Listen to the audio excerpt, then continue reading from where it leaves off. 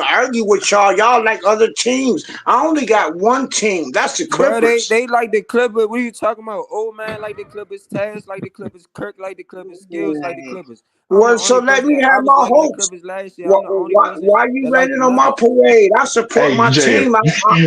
Why are All you right, raining on Jam. my parade? I ain't gonna lie to you, Jam. I'm probably the only other person on this panel right now that agree with you to say that we are going to beat the Cavs. All right.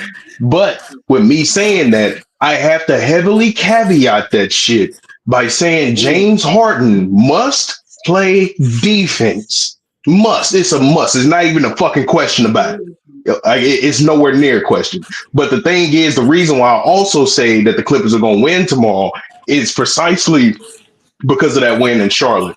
I'm not saying that the Charlotte win determines the next game. I'm saying that the amount of momentum that this team got, the amount of chemistry that I saw from the team in that Charlotte game, I believe is going to carry over into this Cavs game. Not going to make this Agreed. game any easier. This game is not going to be any easier, He's but saying it like I it's a believe piece of cake. Like y'all just be exactly. walking there. Come on, bro. No, but it's Yeah, not gonna be easy at all, bro. And it's gonna be a nail biter. I'm telling y'all that now. It's gonna come down to the last minute or so in the fourth quarter. Up by one, down by two. It's gonna be that type of game, and that's what I'm I believe expecting. it. You know what I mean? And to JM point, I do think Harden attacking and trying to put them in foul trouble. That is one thing that we need to do, but it's gonna take more than just that. That's one avenue that we can try. But I think Yeah. I'm not saying that. I'm not Xing that out. That is definitely an avenue y'all could try. But I'm just saying, it's multiple ways y'all gonna have to win that game, bro. oh, Like for the sure. Cavs. It's gonna take all those ways too, like Yeah, it's all of gonna it. take Kawhi gonna the have a Cavs. good They game. offense is potent. Bro. Like, you know what I'm Nah, saying? fact. Yeah, And, it's a and that's what well-oiled I was machine. saying. And that's why I was saying that James Harden is not gonna be able to hide on defense. This is not one of them teams where they got a guy that you can guard that That's really can't true. get buckets like That that. is The true. whole star lineup can get buckets. You know what I mean? So it's It like, depends on, but skills. I think it depends on the matchup, though. It's going to depend on the matchup. It's going to depend on the mismatches. That's what I meant to say. The mismatches of what the Clippers are going to do. That's how they're going to win the game. If they don't do that, if they don't execute on the mismatches, they're not going to win the game. That's how I feel no, about it. I agree. I agree with you. But like the point I was making earlier about the on the ball defender is we Yeah, generally only have one of those in the lineup at a time. You get what I'm saying? It's either Derrick Jones Jr. or it's Christopher Dunn that we throw on the other team's point of attack. So what I'm saying is, if you look at their starting five versus our starting five, Chris Dunn not going to be in our starting five. We probably going to have Derrick Jones Jr. He can only Okay. guard one guy.